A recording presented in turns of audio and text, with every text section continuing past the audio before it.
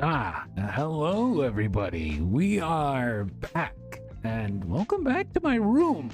It's been actually quite a minute since I've been here and, and have an actual just chatting stream. But let me actually make myself a bit bigger. I am a lot smaller than I'm supposed to be, but give me a second here. Let me be a bit bigger because, I'm here. There is no game. There is only me. Yes. But, yeah, so earlier today, we did manage to get a very interesting reveal from Sony's state of play, which actually started up quite a bit late at night for me. So I had to wake up in the morning and just see like the internet literally explode with the news about the existence of Marvel Tokon fighting spirits. And yeah, it's a Marvel fighting game not made by Capcom. Wow. Like, after seeing what happened with the Marvel Fighting Collection and seeing like the new stuff that they basically added to like the recent update. So there was a recent update before the release of the Capcom Fighting Collection 2 that included 4 new remixes of 2 Capcom characters, Captain Commando and Jin, and 2 Marvel characters who are Cyclops and Captain America. The Cyclops theme that you heard in the intro is from Marvel Superheroes vs. Street Fighter, not the one that is used for the remix, which is X-Men vs. Street Fighter. But you would think that logically, since they're working together, that would be the next plausible outcome, right? You would think that would be the next plausible outcome, but no! Turns out that the project that Arxis was working on for the longest while is a collaboration with Marvel. And not just Marvel, it's been published by Sony themselves. So that is quite interesting. I know Sony has been getting some of the studios that it owned, or more specifically Insomniac, right? Insomniac has made both Spider-Man games, and they're working on one with Wolverine. So it makes a lot of sense that they are the ones pushing the idea to make a new fighting game from the Marvel IP. But from the interview that they had with the behind the scenes, the short, like 6-minute behind the scenes video, the interesting thing is that Arxis was basically pitching the idea to Marvel with the aesthetic of a regular, like, the usual comic book aesthetic, which is pretty safe. It wouldn't get them into trouble. It would make, them pretty happy. But Marvel said, no. You know what? No, we don't want that. We don't want that. We don't want you to follow the comics. We want you guys to do your own take of the Marvel characters. And this is pretty significant because why? Because in the mid-2000s, in the mid-2010s to be specific, Marvel was not very lenient when it comes to their cross-promotion of their franchises in other media. Big example, Marvel vs. Capcom Infinite. Now, Marvel vs. Capcom Infinite has been mandated by Marvel at the time by including only the characters that will be relevant to the MCU outside of a few exceptions. And yeah, that meant there is no Fantastic Four characters, there is no X-Men because, Fox still owned them. And, the worst thing is they didn't even have a budget. So As much as I really enjoy MVCI and I really enjoy playing the game, and some of the character movesets are pretty cool. Pretty cool, I'm not gonna lie. The game itself did not last. The game itself did not last in the eyes of everyone. Because, you know, lots of missing legacy characters. The visuals were kind of very, you know, they were trying to go for a somewhat realistic, quote unquote, look to make it look and fit in line with the MCU. But now they decided, okay, you know, our approach to games with this kind of aesthetic ain't working out. And look at the results. We got Marvel Rivals. Marvel Rivals, almost every week we get a bunch of new costumes that are either from the comics or are loosely inspired from the comics that the team at NetEase have been designing.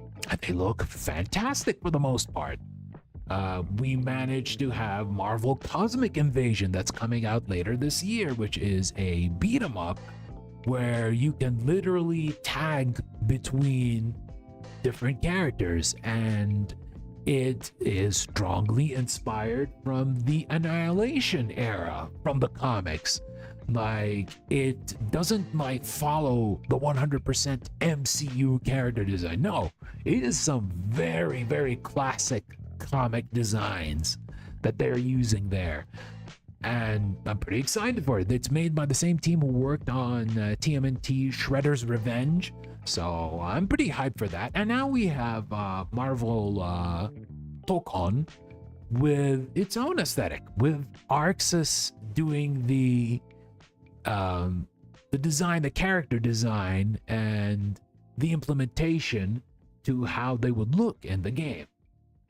I'm down for it. We're not gonna do like a trailer analysis or anything. We're gonna look at a few screenshots, like a few of my favorite screenshots that the game has, and we're not gonna just like slow down the video and look at everything, because everyone did that. Maximilian did that, Ruffelmonger did that, Justin Wong did that, J.M. Crofts did that, and so on and so forth. But I will talk about a few things that I've managed to find out, well, maybe others found it out too, but which I actually find pretty interesting.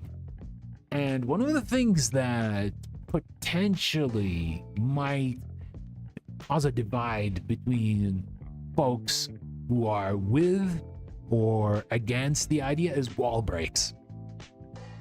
Yeah, wall breaks are in this game. Wall breaks, if you're not familiar with Guilty Gear Strive, whenever you're in the corner and you manage to do a certain amount of attacks, you will see the wall slowly trying to break until you manage to destroy the wall and go to another part of the stage. So in essence, you do not have a corner for you to be stuck on. Right? You can just break the wall and then move to another part of the stage. And that was exactly what we seen in the initial reveal trailer for Tokon. And I don't know if like the Marvel peeps are going to like the idea, because a lot of stuff, like a lot of like, I understand like a lot of infinites and whatnot were done outside of the corner, but there are some that do require the corner.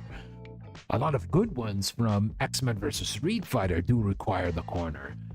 And having something like that would negate that, but I'm not sure if a lot of people would appreciate that. I personally don't mind. I literally have no difference in opinion when it comes to that, but it is something interesting, to say the least. And another thing that I've noticed from the trailers is like the game, like Tokon is basically Japanese for fighting soul. So in translation, it's like Marvel Fighting Souls, Fighting Spirits, which is weird. It is weird. It is weird. But you kind of do understand where they are going with the title, because every time you see a character switch with each other, you see the game's visuals go into this monochromatic color, and there is this small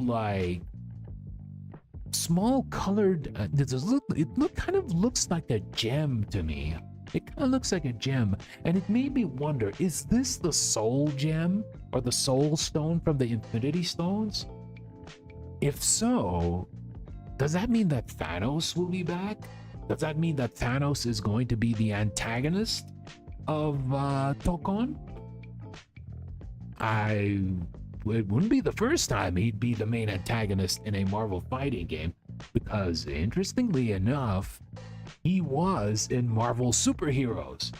And as Max actually mentioned, this is technically Marvel Superheroes 2, but with the Versus series tagging.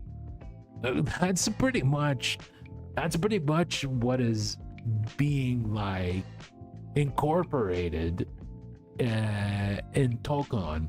They basically took a lot of things that were in the previous Versus series, like active switching. Active switching was first introduced in Marvel Infinite, and it seems like they're including it in here too. Now, I'm not sure if you can be able to active switch from supers though. It would be pretty cool, but I have my doubts if it's going to be a thing, and if it is, if it will actually go into the final version of the game. But I honestly feel like having 4v4 is a challenge by itself. Like, you have 4 characters. How in the absolute heck are you going to balance between 4 characters, right? But Kazuto Sekine, aka Pachi, mentioned like you don't have to play all 4 characters. You don't have to play all 4 characters. You can just play with your first character and use 3 assists. Although you can still play with all 4 characters. So I'm thinking technically you can either go for 1 character and 3 assists, 2 characters and 2 assists, 3 characters and 1 assist, or all 4 characters. But you can still use assists if you want to. You can basically play around with the team dynamic within the match, not at the character select screen. Like in something like Skullgirls, you get to do that in a character select screen. You can either pick 1, 2, or 3 characters, so you can have in a team. No, you can do that on the fly in Tokon. And I think that's pretty unique. It is pretty much an evolutionary step when it comes to tagging, right? And a lot of people are considering like that the game is going to have a single life bar shared between all characters. That makes a lot of sense. That makes 100% sense. Because if you have 4 different life bars, the match is never going to end. Unless like you kill a character in like 3 hits or 4 hits. So it makes a lot of sense if the life bars are balanced on one, like the characters are balanced on 1 life bar. Now here's the question though: is it going to have a round system like Tekken Tag Tournament? So in Tekken Tag Tournament, compared to how most tag games are, you have a round system, and you lose a round if one of your characters dies, right? It doesn't have to be both characters. If one of them gets KO'd, it's over. The round is over for you. I wonder if it would be the same when it comes to Tokon. I wonder if it would actually be the same. And if it would be, how long is the life bar going to be? If it's going to be like a super short life bar and like characters just manage to die in like seconds, then it'll probably be like very fast rounds. And then there's the thing about health pools, right? Health pools, because you know, in a lot of fighting games and even in Arxis games, there are characters who have different health pools. So let me give you an example. In Guilty Gear overall, Kip has the lowest health value. So basically he just dies from 2 hits from Slayer, for example. Meanwhile, Potemkin has the highest health rating, and he has more survivability, and makes sense because he's very slow, he's very big, he doesn't have the best mobility in the world, and yeah, he has to have a lot of health. Will this also apply with Tokon? Will this also apply with Tokon? So for example, if they'll definitely put in the Hulk, right? The Hulk will definitely be in there. You cannot have a Marvel game without the Hulk. Before season 4, Potemkin. Wait, Potemkin, even season 4 Potemkin, Alex, is still slow and lumbering, but he's still very powerful. He is top tier now, but he is still pretty slow. He's still pretty slow, but he does have ways to try to get in with his hammer fall and slide head in order to, like, you know, knock the opponent down. But yeah, if for example the Hulk is going to be in there and Hulk has like 10k HP, and in the same team you have, for example, Spider-Man, who has say 7,000 HP. So if you manage to switch between both characters, will there be any change in how you take damage? Like, because you're playing a Spidey, right? You're gonna be playing a Spidey and gonna try your best in order to like not die quickly, at least compared to the Hulk. So a shared life bar is going to be, it's going to be interesting, unless your life bar will depend on the health values of all 4 characters. But that wouldn't actually be very fair, because it would make teams of big bodies, like for example, let's say we have the Thing, and imagine there's Juggernaut and the Hulk, and I don't think they'll bring in Sentinel ever again. But maybe Hercules, right? Hercules, Marvel's Hercules. They did say they want to include some characters who didn't make it into a fighting game before. But for example, Hercules is a popular character in the Marvel universe. So they could put in their own variation of Hercules in there. Maybe percentage-wise, but then they would pick the beefiest boys. Yeah, exactly, Alex. So it makes me wonder if this whole one shared life bar makes sense. I don't know. I don't know. There's quite a lot of questions that come into mind when it comes to the game itself. And it is certainly interesting. It is certainly interesting to figure it out. I wonder if they revise some of the characters. Like a grappler is not a grappler anymore, although I doubt the community would enjoy it. Here's the thing, Alex. These characters who were previously in the Capcom developed Marvel games, they will have completely different move sets. in Tokon because it's Arxis who's making it. They will be inspired from the Capcom developed Marvel games, but they have completely different movesets. But it is in relation to their powers in the comics, so it would make a lot of sense. Like, Iron Man still has his Unibeam. Of course, Iron Man still has his Unibeam. Doctor Doom still has his gun, even though it actually turned into a super and it can actually do some crazy damage. But there will be new movesets.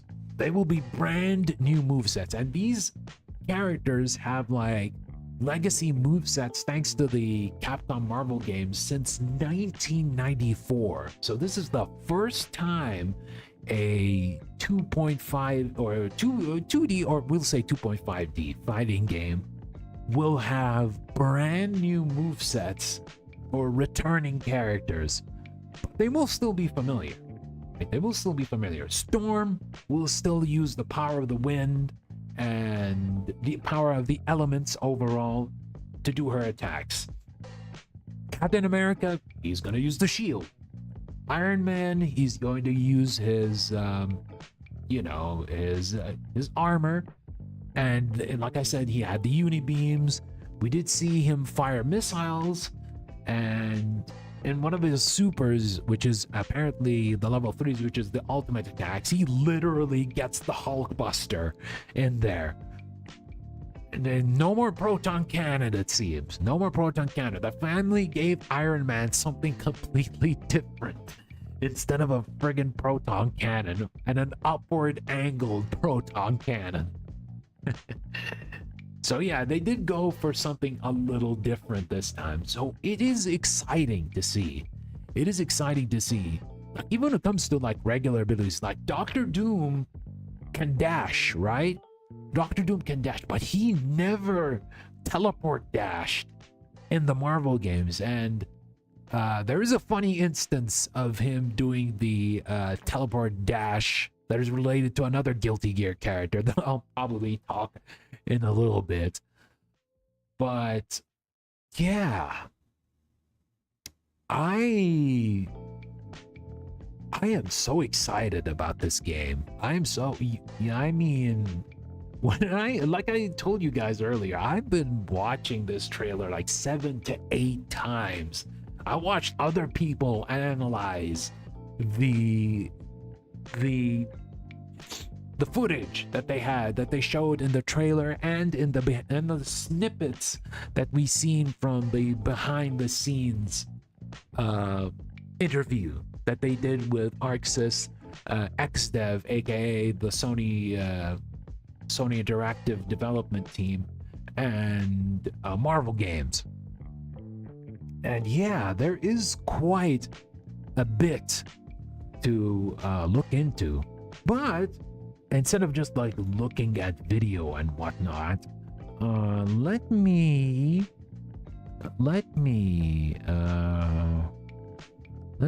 get some images up right here. Just give me a second, guys. Where is it?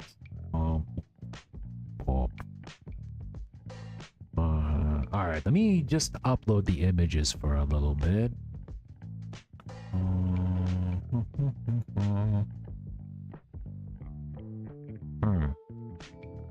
Where is it? I need to probably edit that. Where is it?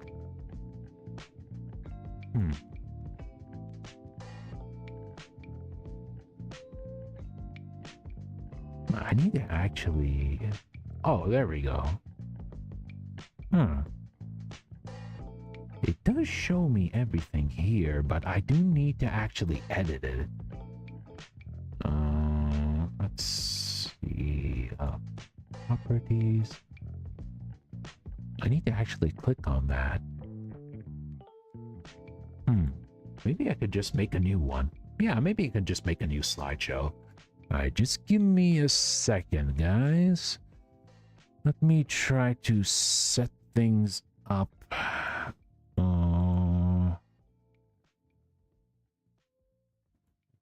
Wait. Why is it not giving me the list? Oh, there it is. It's just the window that it's small. Oh, god damn it. I was wondering why it's not working well. It's just that the window is small and it doesn't show the images. Alright, let me get these up and try to set these up. Just give me a second. I did save a good bunch so that we could look at them. Now, let me add some files here. Okay. I think these should be good. Where is it? Okay. Yeah, I think we should be good. Hold on. Let me remove this. Let me see if this actually works.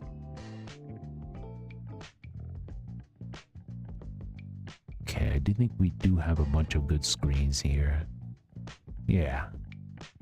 I think we do have a good bunch of screens here. Yeah, okay. So, there it is. And let me move my gigantic mug on the left for a little bit. Just, there we go. We'll move here. There we go. I'm here. And do we have the images here? We have them ready. Oh my goodness, this is massive. All right, I gotta make it smaller. Get smaller. Oh, yeah, get a little bit smaller. Yeah, we're almost there. Almost there. Yeah, let me make it reasonably okay so you guys can actually see it. Yeah. Okay, I need to move myself even a bit more. Yeah, we're just trying to adjust things and make myself a bit smaller. Yeah. And then we make the image like this. I think we should be good. And there. Okay. So, we did mention about the game showing us some brand new movesets for the characters who showed up in the previous Marvel games, right? But as you can see here, you see this gigantic beam that comes from the sky. That is a target that Doom can actually put on the ground, which seems to home on the opponent, right? It seems to home on the opponent, and then after a while, it just drops like a laser from the sky. And among other things, Doom manages to have potentially a command grab. I think the throw that he did in the air is a regular air throw, but he does have a command grab. That's something Doom never had before. He didn't have that in Marvel Superheroes. He did not have that in Marvel vs. Capcom 2 or 3. So this is pretty much new to him. And you see on the right there, there's Star-Lord. Look at how Star-Lord looks. I'm going to be talking about the designs for a little bit because I want to gush about some of these designs because they look really, really good. Okay, so next up, this showed up in the trailer as well. So this could potentially be the crossover counter that was in the previous Versus games. But the fact is, like, you can actually block and then call your other character to come in while you do an assist. That is different. That is very, very different, which kind of gives me a feeling that they really want to have a strong defensive game alongside an offensive game, because having this many characters, having this many assists will definitely favor offense, right? But there needs to be balance, so you have to have some good defensive mechanics. So this as a crossover, like Iron Man, like doing it, for example, as Unibeam, and then he calls Spidey, and then he switches after no, he didn't actually do the Unibeam. He was actually blocking, and then he manages to call Spidey as an assist, as a crossover counter, and then he managed to do the Unibeam. So yeah, it has this kind of like balance question mark between offense and defense, which I feel is like really, really cool, and potentially could be something like would make matches like pretty exciting. Yeah, it would actually make matches pretty exciting. Let me just save a few more images here so we can actually look at how some of these characters are, and some of these poses. Let me tell you, some of these poses look amazing. Right, some of these poses look amazing. Okay, next image. Okay, this isn't her full design, but this look for Storm is amazing. This look for Storm is amazing. Like, they went for a creative. They went for like a, I wouldn't say it. Maybe when we look at like the full outfits, I would probably explain this a bit more. But the aesthetic, right? The aesthetic. They really wanted to lean in on the anime aesthetic. And I feel it's more so than it is in Marvel Rivals. Like, I understand Marvel Rivals is pretty like strongly inspired from, like, you know, I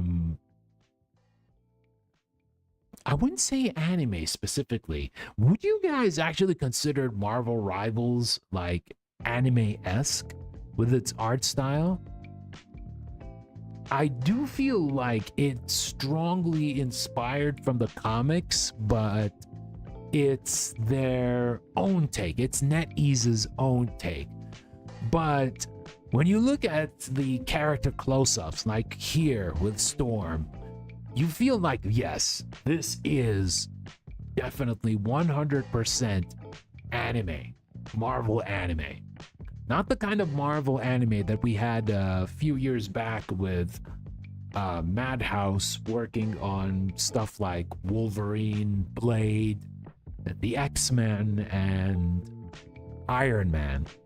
Yeah, not that kind of anime, and not the kind of anime which is more kid-friendly, like Avengers, Disc Wars, and what was that? Future Academy, was it called? Let me actually check. Let me see. Is it actually Future Academy or Future Avengers? Let me actually see. I might be wrong here. Future Avengers. Yes, it's Future Avengers. It's yeah, it's not that aesthetic. What are the chances we get Penny in the game? Decent. Number one, she is not in a fighting game yet. Number two, she is Japanese.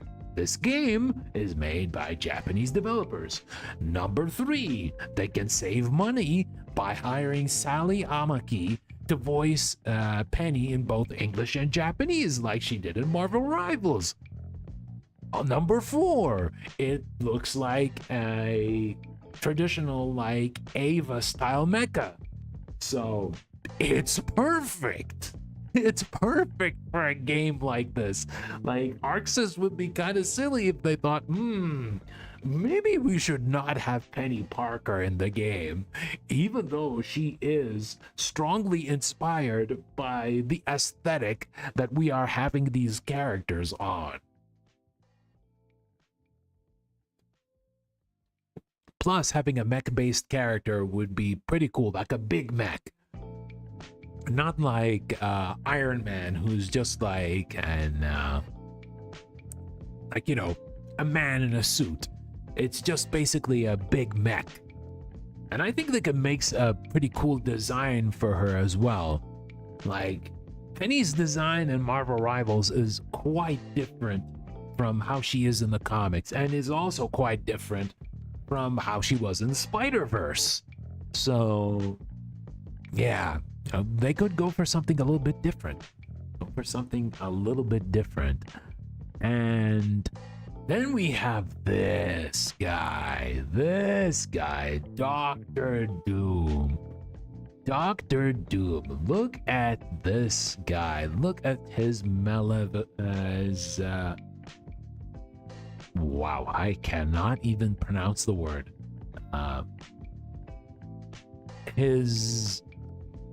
All right, I'll make it easy. His sinister self. Yeah. Very sinister, very evil, and very cool when it comes to his poses. So the cool thing about Dr. Doom in this game is that they finally incorporated the Doombots. So Doombots are like a big thing in Dr. Doom's lore, right? He usually creates these Doombots that they get to do his own deeds. They sometimes act as shields for him. Sometimes they act as like, a replacement to him. If, for example, the Fantastic Four manage to defeat him and it turns out it wasn't really Dr. Doom, it was a Doombot. So yeah, that again is a massive change from how he was in the Versus series. So I'm very excited to see how Doom fares in this. And speaking of anime, look at Kamala Khan, aka Miss Marvel. Look at that. She is pretty much in line with the aesthetic of the game, 100%. And you know what? That's honestly very fine. That's honestly very fine. If you want to have a character, a Marvel character who is young and is strongly well liked, from like the recent years when it comes to the comics, Miss Marvel is just perfect, right? She does have some interesting mobility options. She does have some interesting mobility options in the fact that she can roll, or rather like dodge attacks, kind of like the rolls in KOF and in Grand Blue Fantasy Versus. And yeah, I don't know if it's going to be for all of the characters, but I think she might have some exclusive dodging maneuvers, kind of like Spidey. In this game, they finally incorporated the spider sense. So it seems like the spider sense is kind of like a counter state. Like if someone is trying to do an attack, Spidey initiates the spider sense, he dodges, and then he attacks. That is something that was sorely missing from Spidey in the Capcom Versus games. And it's pretty cool that they're adding it here. She's 100% anime, exactly. I adore Miss Marvel's design. She's the new Sakura of this game. I could see that. I could totally see that. But here's the thing, though. I was talking earlier to a few people about, this is a 4v4 fighting game, right? You should have the Fantastic Four in there. It would make a lot of sense if we have the Fantastic Four. You know, Mr. Fantastic, Invisible Woman, Human Torch, and The Thing. Yeah, we needed a Marvel fighter since Marvel superheroes in the 90s. Well, looks like our system works have listened to your requests, because this is technically Marvel Superheroes 2. And if my theory of the Soul Stone being responsible for characters switching around, then it may as well be the spiritual sequel, but it includes like some of the tag systems from the Versus series. All right, next picture. Yeah, look at this. Look at the fire effects. Look at Ghost Rider, or Robbie Ray's Ghost Rider. That is quite the choice.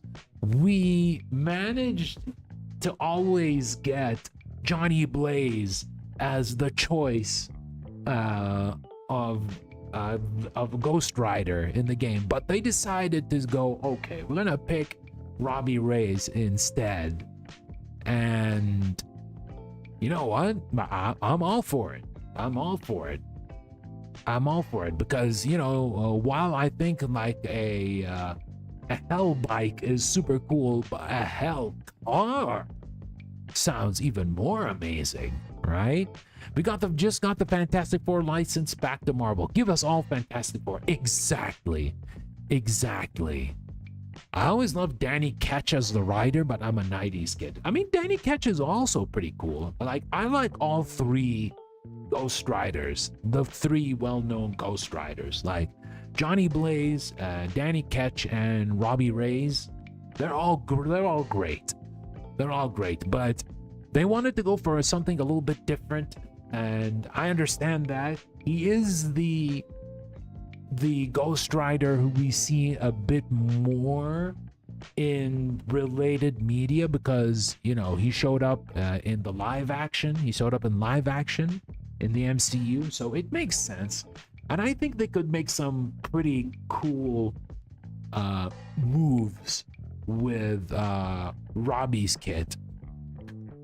It took me time to adjust to Robbie only because he's in a car. Yeah, like Danny and Johnny were about the bikes, right? But Robbie is always about the car. He's just literally going to run you over with a car made of hellfire, which is, you know, I honestly feel it's just as cool as the bike. Okay, look at this goddamn screen. Look at this goddamn screen. You know what? Hold on, guys. Let me make this a bit bigger. Hold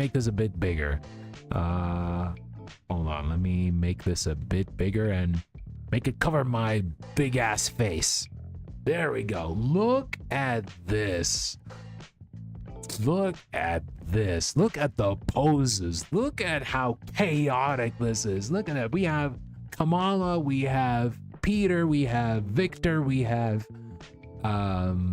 Steve on one side, we have Aurora, we have Robbie, we have Peter, and we have Tony on the other side.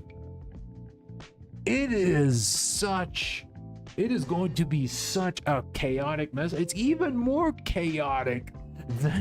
to be even more chaotic than MVC3 or MVC2. It's just, I don't know, man. I don't know.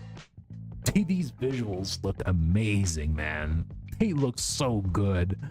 Like, even if it's not like how the final version is going to look, it's just beautiful, man. It's just beautiful. That's insane. It is, Carl. It is. And while I understand it's a bit overwhelming to play 4 characters, but you still have the choice. You can still pick one character and you just have 3 characters as your assists and make life a little bit easier for you. Yeah, okay, let me make this a little bit smaller again. Yeah, here I am. I'm back again. I just wanted to actually show how cool this screen is. All right, next up, we have this. We have this from the trailer, and this is actually a good opportunity to talk about the designs and talk a bit about the VA as well, the voice actors, the Seiyu, who I think I managed to get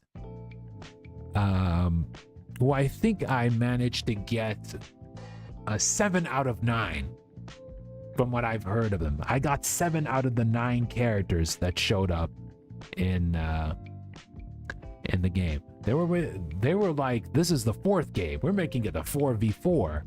I mean, technically it's not a 4th game because it's its own game, but I get you. Imagine if you could play with friends like the 3v3 and G. Oh. You know what? You know what, Alex? That is actually true. What if Team of 3 was pretty much a beta for this?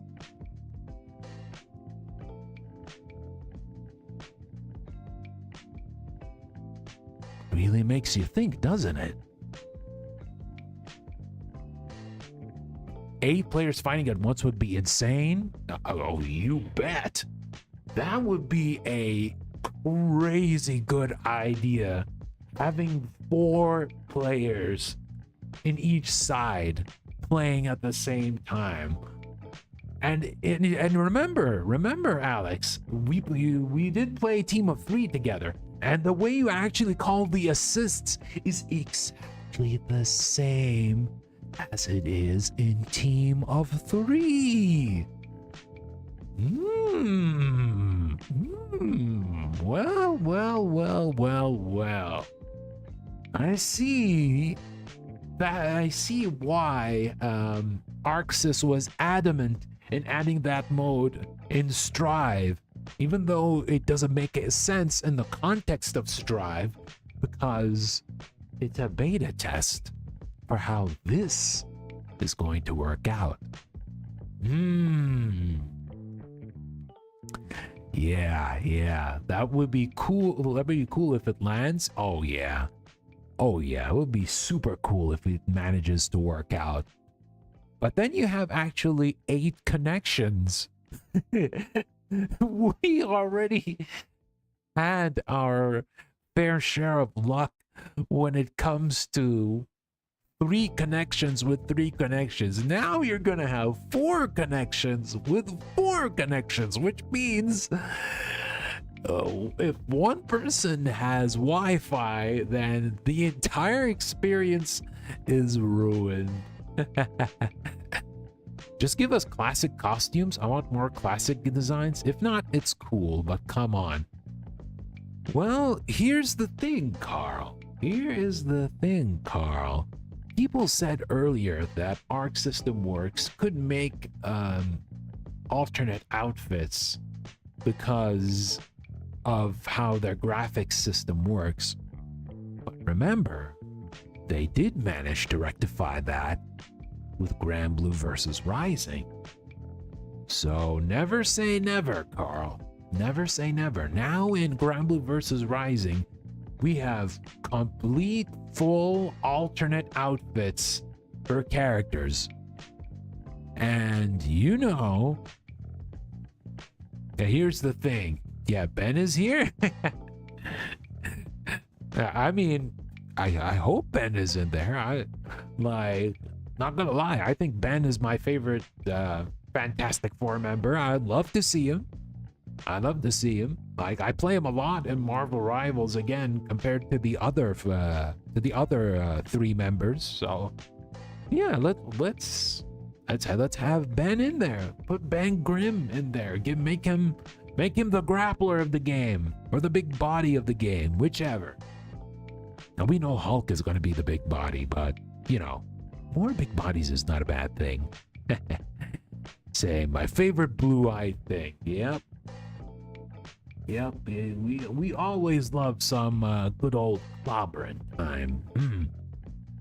But again, I did pick these two group poses because I want to gush about some of these designs. Like, I like the artistic notes in Iron Man's suit. Yeah, he does have this kind of like Gundam-esque look. Like, look up there. See that at when you go up with the faceplate, there is this.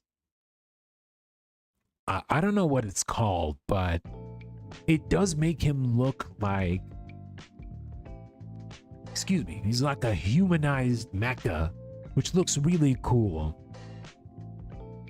As for his VA, I am not quite sure if it's him or not, but I'm pretty much thinking that it might be Daisuke Hirakawa, who is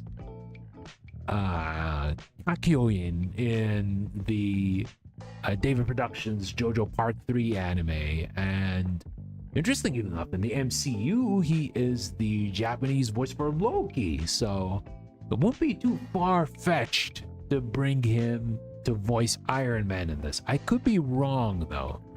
I could be pretty much wrong, though. It reminds me of Mega Man Zero. Oh. I could kind of see that. Kinda. I could kind of see that.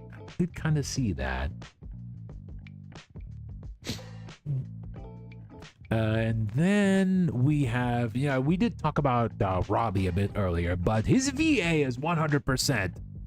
100% Katsuyuki Konishi, aka again, we're going with the JoJo references. He's Diablo in the David Productions Part 5 anime of JoJo. He voices Beelzebub or Beelzebub in Grand Blue Versus and Grand Blue, the mobile game itself. He voices Maxima in the King of Fighters. He voices so many characters. Like, yeah, they are not holding back when it comes to the VA cast in this. And speaking of not holding back in the VA cast of this, before we actually talk about her voice actress, Storm's design. Like, Storm overall has some really good designs. Like, I'm a fan of classic 90s Storm. I'm fine with that. I'm also fine with Mohawk Storm, who was from the 80s. I'm also a fan of the more modern takes on Storm's design, but this looks really good on her, right? My favorite is her mohawk when she lost her bars. See, Carl, you know. That's why in Marvel Rivals, when I managed to get the free costume coin, the first thing I decided to get, I'm getting Mohawk Storm. Easy first choice. As for VA, it's Miyuki Sawashiro. Like, if you've been watching anime, and even if you're not familiar with Seiyu a lot, you know who Miyuki Sawashiro is.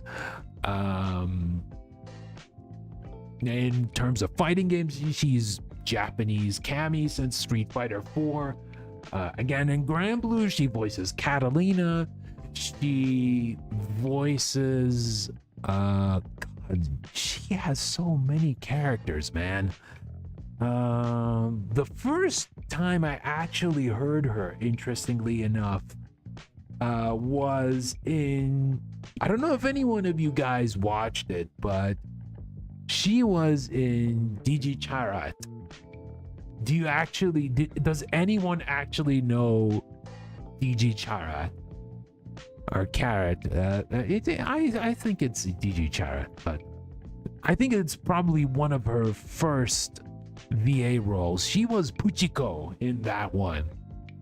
Like, she started from like a very young age, and it's based off of a series of mascots for a Japanese store, I believe. I could be wrong though, but it had like a lot of like short form anime, which was pretty funny. Pujiko is Diji's sister, right? Dejiko's sister. Sorry, not Diji. Dejiko's sister.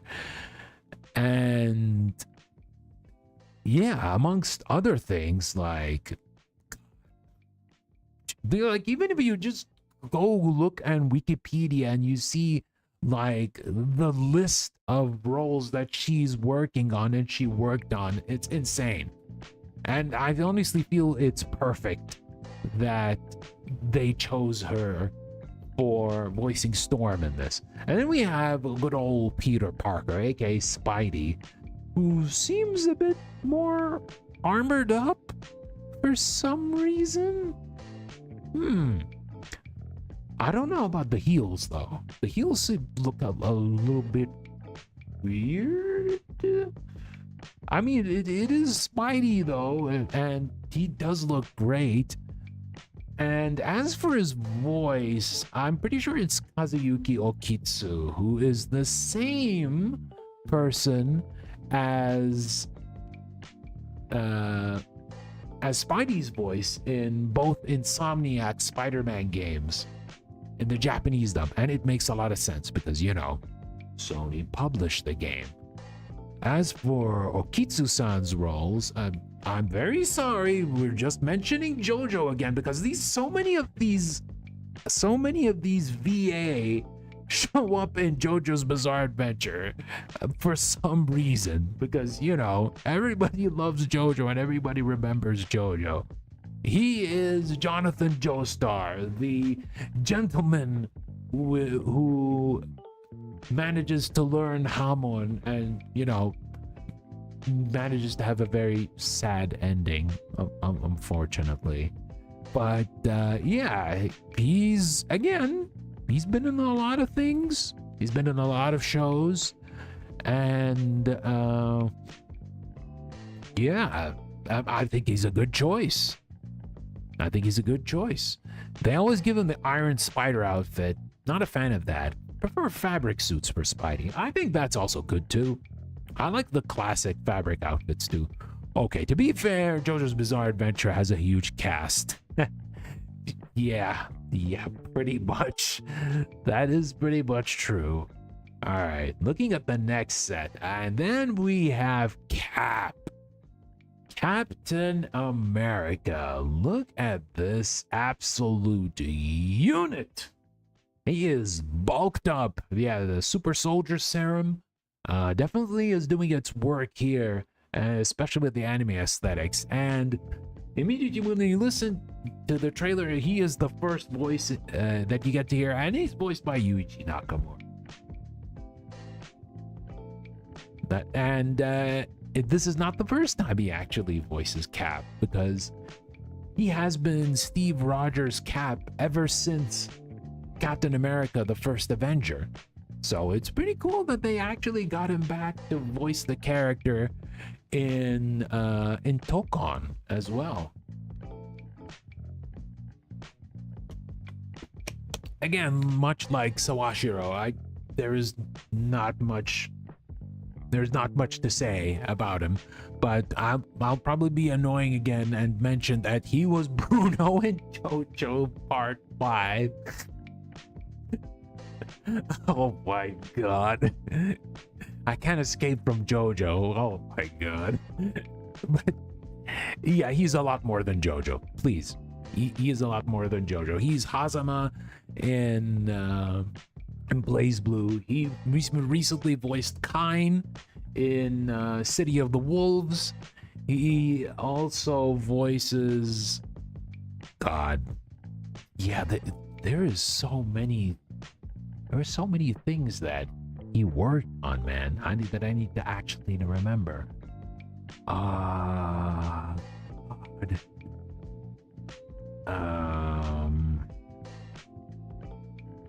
He's also the guy who shows up in the Grand Blue Fantasy Fest, you know, the Fest events where he gets to have the meme of him looking depressed every time the game manages to have something new to grind on.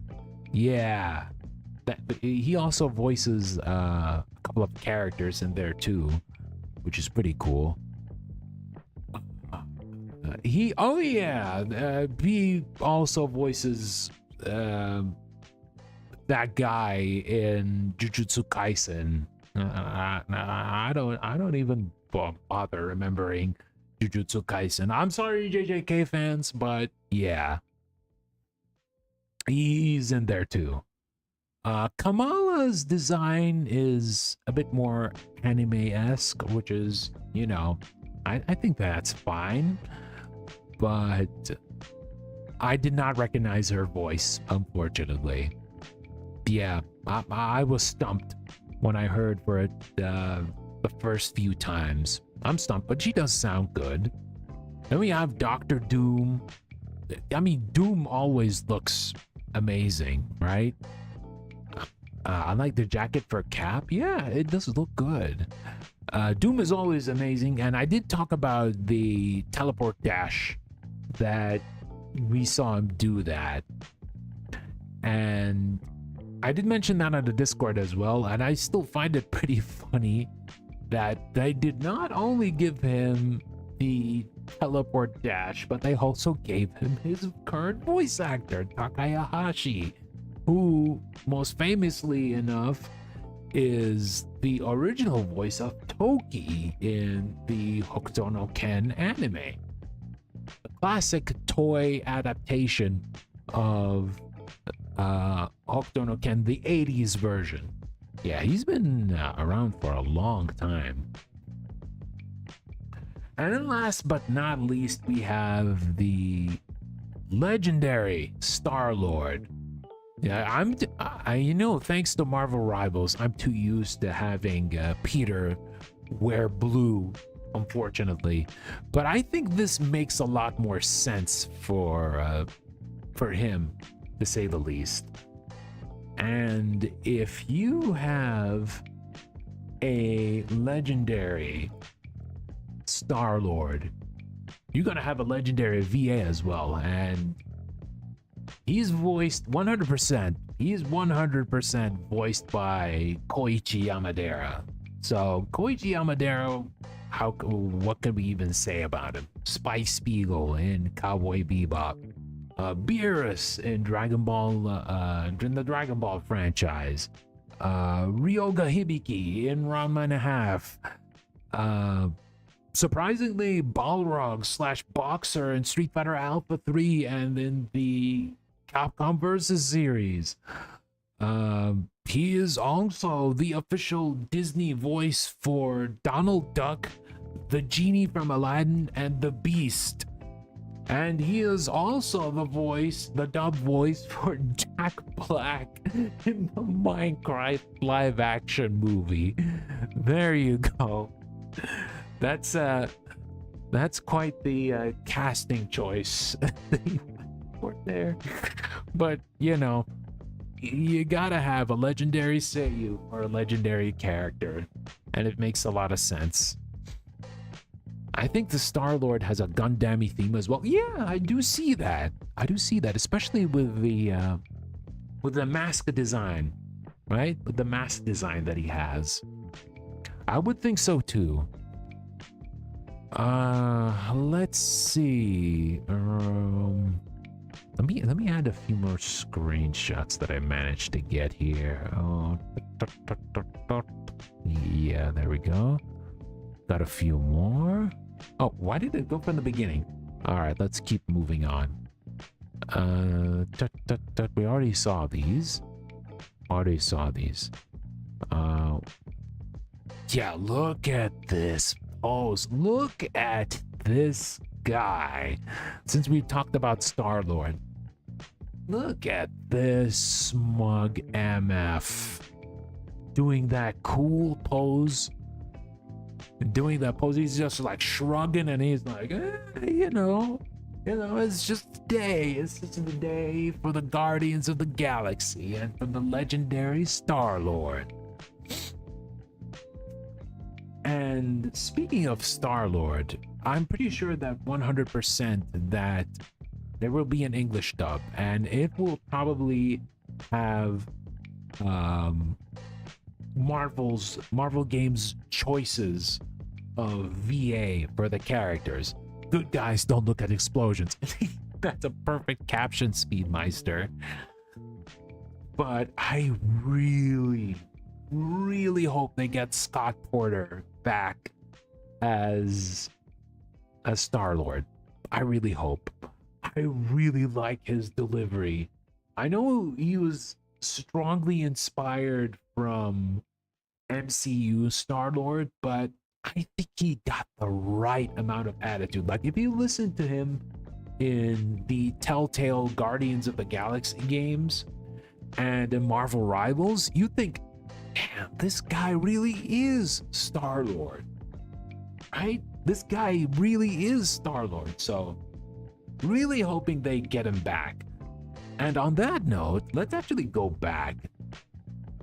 I do not have any idea on who they're going to choose in the English cast for Kamala or Doctor Doom, but I still want Brian Bloom for Captain America.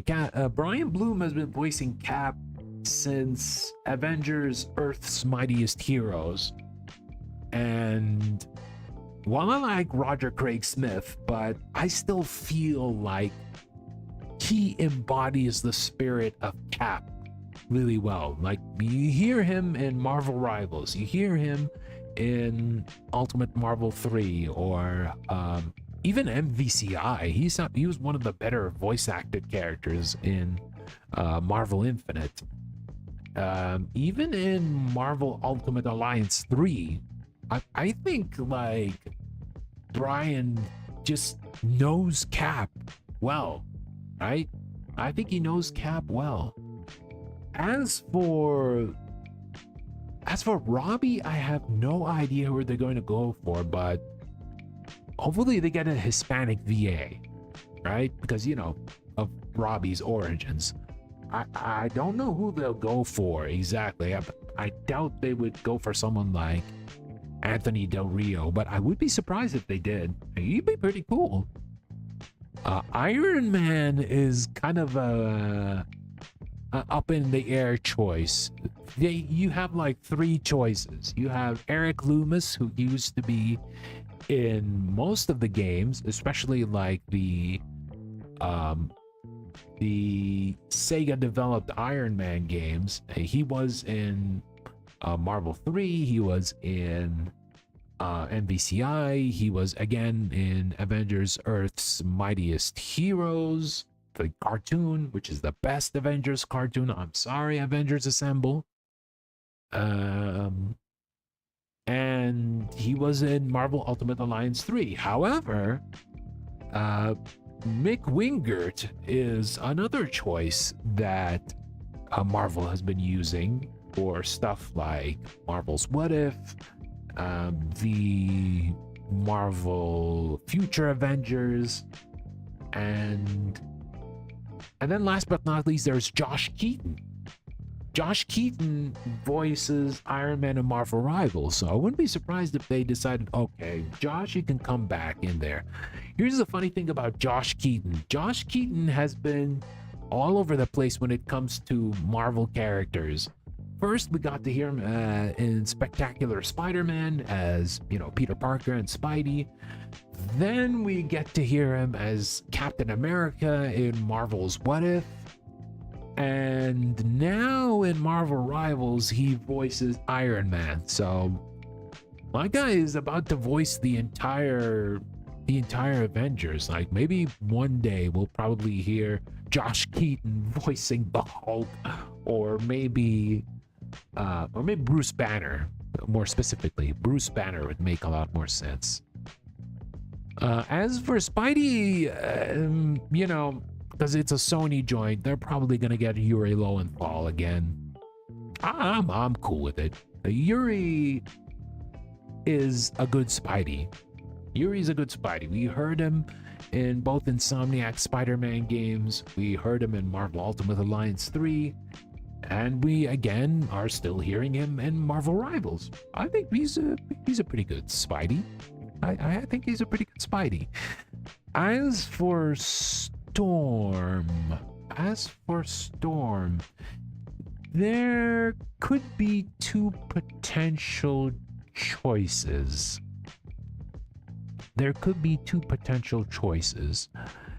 We could have Mara Janot, who is her current voice in video games. She again is in Marvel Rivals and in several other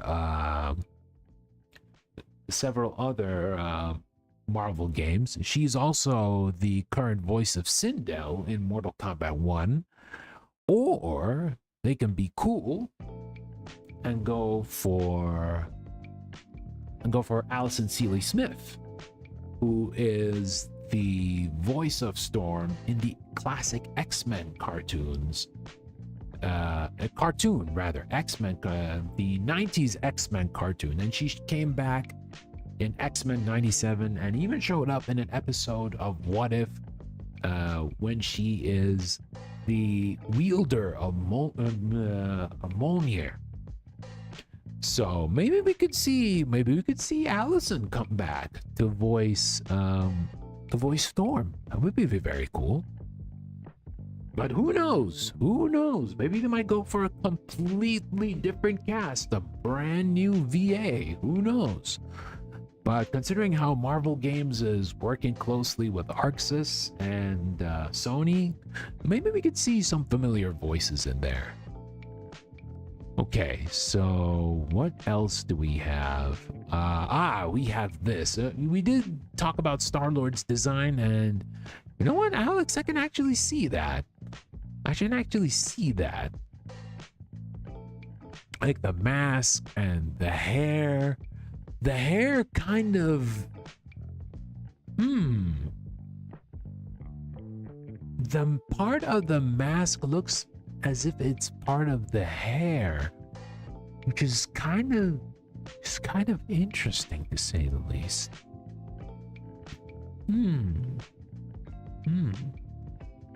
It does make me wonder. Like, who specifically is the character designer for this? I understand that it's internally worked on by Arxis, but I want to know who are the artists who decided to like design these characters, because I'd love to hear the design process. Do we have any other screens? Oh, look at this screen. Look at how cool this screen is. Look at Doom getting that energy. Oh, that's his hair. He is so blonde. I mean, he is... I think Peter was always blonde. Or maybe I might be wrong. Let me see.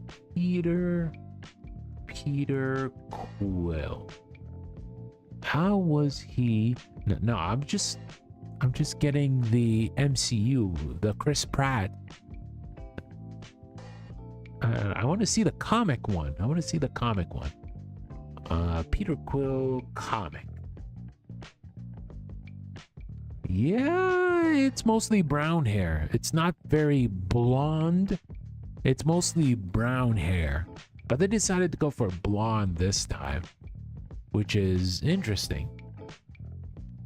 Yeah, but it's anime vibrant. Yeah, I mean, it makes a lot of sense.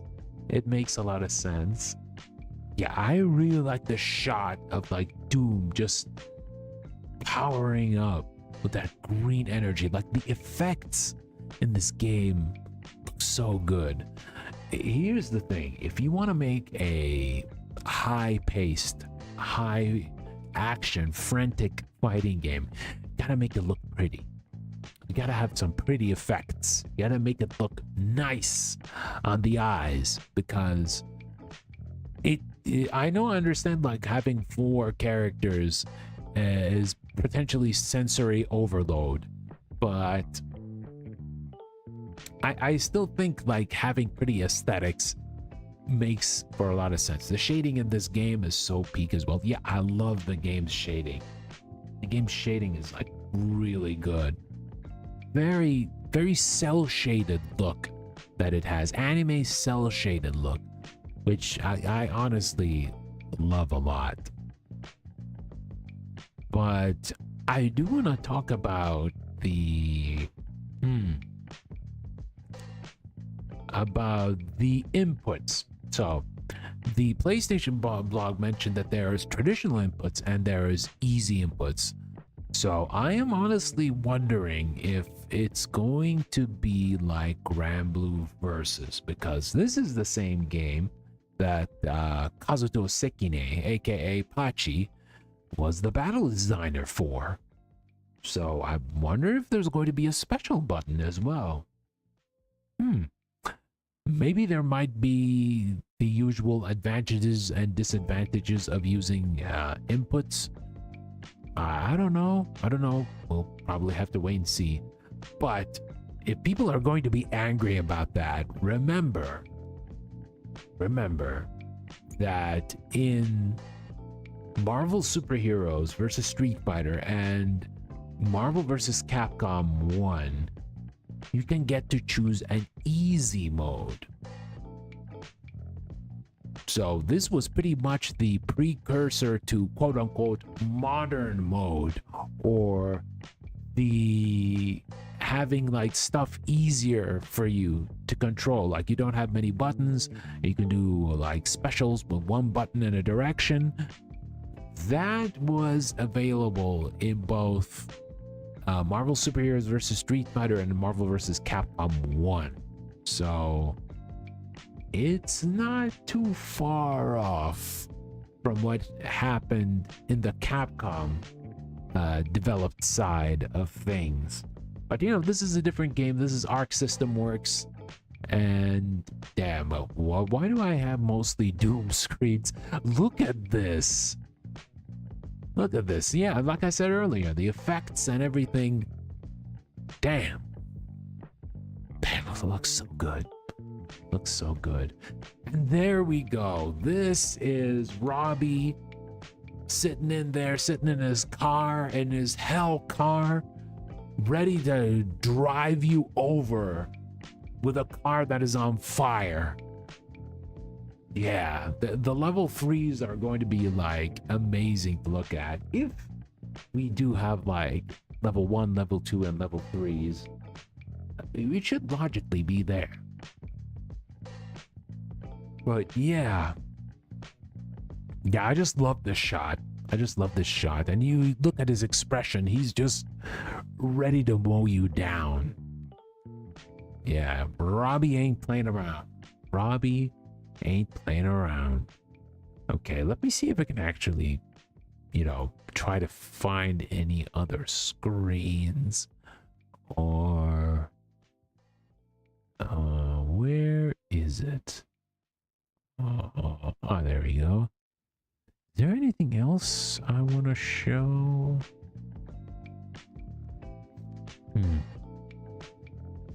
Just give me a second, guys.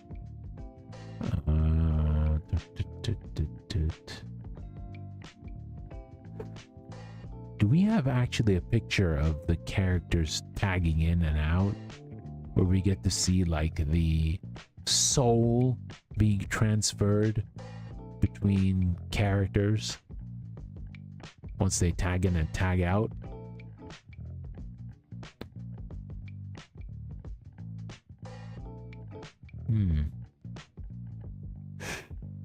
It doesn't seem like it. Yeah, it doesn't seem like it. Oh, it doesn't seem like it, but I guess we'll probably put in one more screen.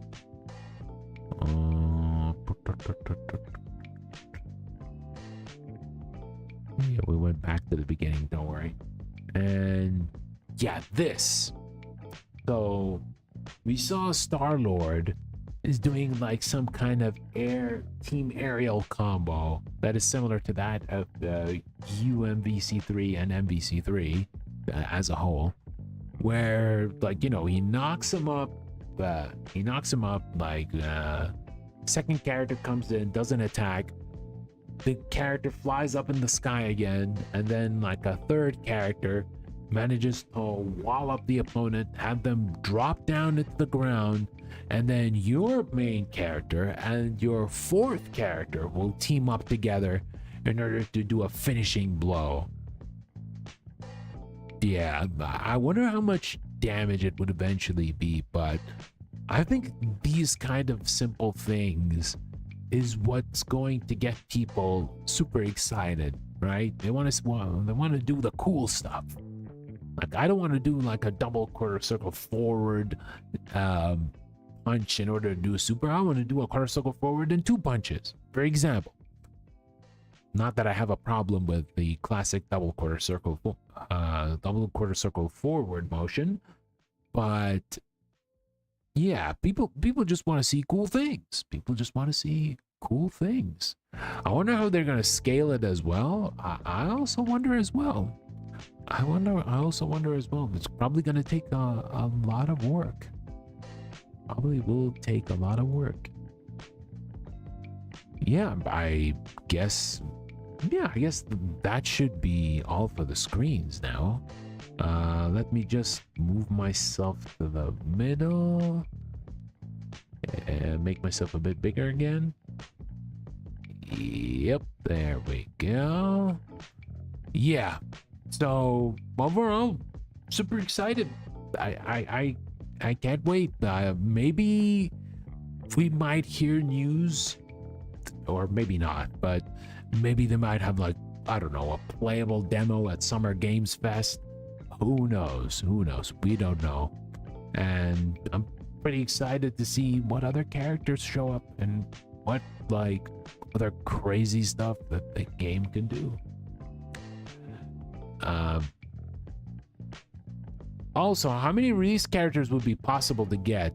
7, 8 characters. No, this is not going to be just 8 characters, Alex. No way.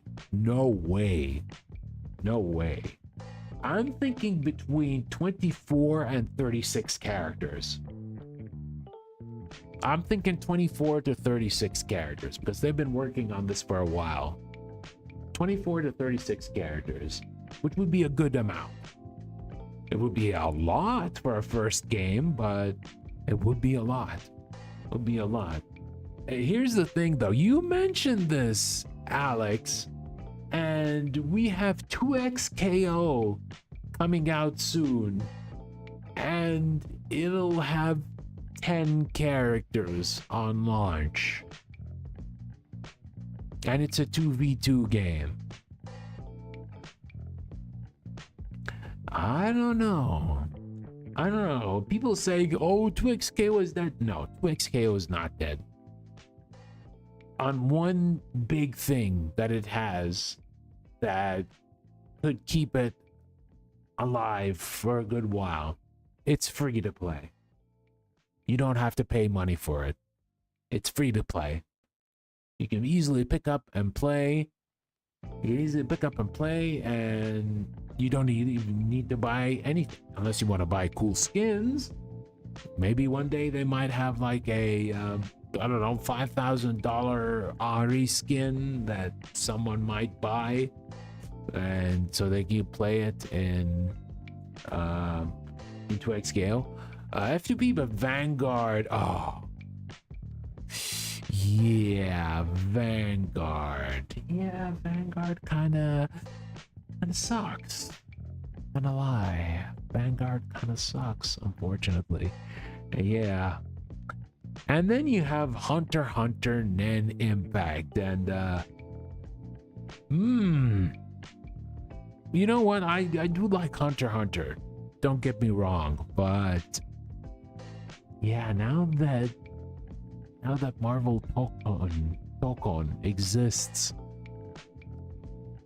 and the game is not that it doesn't have that big IP power that could grab the attention of people like, say, One Piece or Dragon Ball or Naruto, for example. I wish it the best of luck.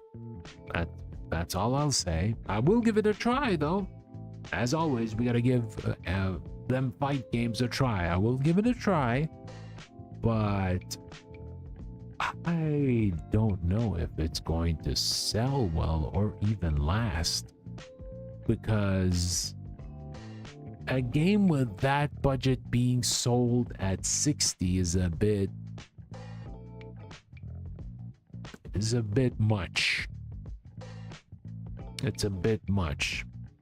Now, I did see like some people play the demo, but I'm waiting for like the open beta and see how the online works. There is no comparison. Hunter x Hunter will be in the shadow of the new Marvel game, unfortunately. Yeah, that's what's gonna look like, the one. That's what it's gonna look like. You just can't stop the juggernaut. That is Marvel. And the Juggernaut himself. But yeah, you know what I mean. You know what I mean. But yeah, I wish it the best of luck. And, you know, as always, as with every fighting game, you gotta give it a whirl. You gotta give it a whirl. But yeah, I guess that's all I probably want to say about Marvel Tokon. Yeah, I'm excited. I'm hyped. I can't wait. I can't wait to hear more news, and I can't wait to see who else is going to join in outside of, like, you know, the obvious choices like Hulk and good old Logan, aka Wolverine. It would be great if Deadpool shows up, or I wouldn't mind if Gwenpool is there too. Well, we'll see. We'll see. Maybe Jeff the Shark may terrorize us again with his big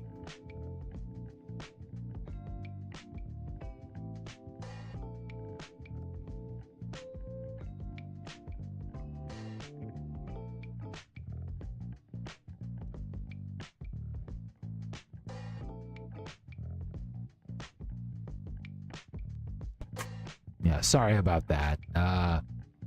Yeah, with his big scary face.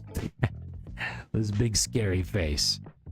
But yeah, I think I'm gonna have to call it here for tonight.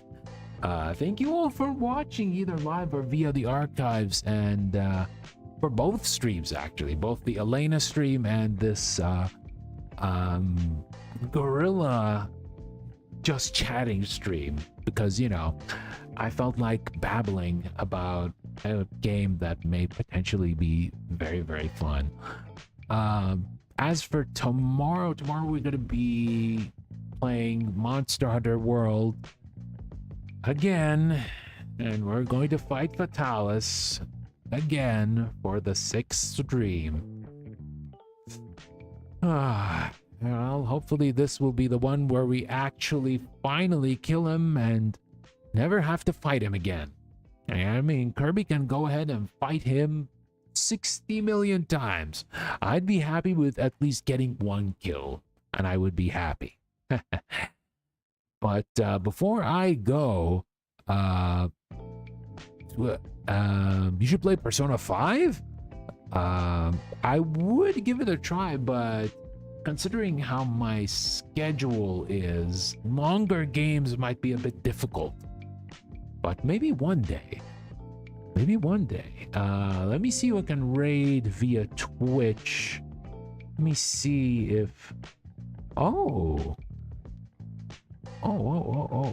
We have our good friend Doku, who's currently streaming some art right now. She is Reizu V2, but yeah, she's drawing some art. Let me raid you to her. I've always wanted to raid her. She's a good friend that I had known on a Discord that I hang out with a bunch of folks. So yeah, hopefully I'll be able to raid her though. Okay. Yeah, I think we could be able to raid her. All right. I didn't know she was streaming. Yeah, she started to stream recently. Yeah, she's streaming art almost every day now at almost the same time. But yeah, guys, hope you all have a great night, evening, or afternoon, and I will see you in the next stream. Bye-bye.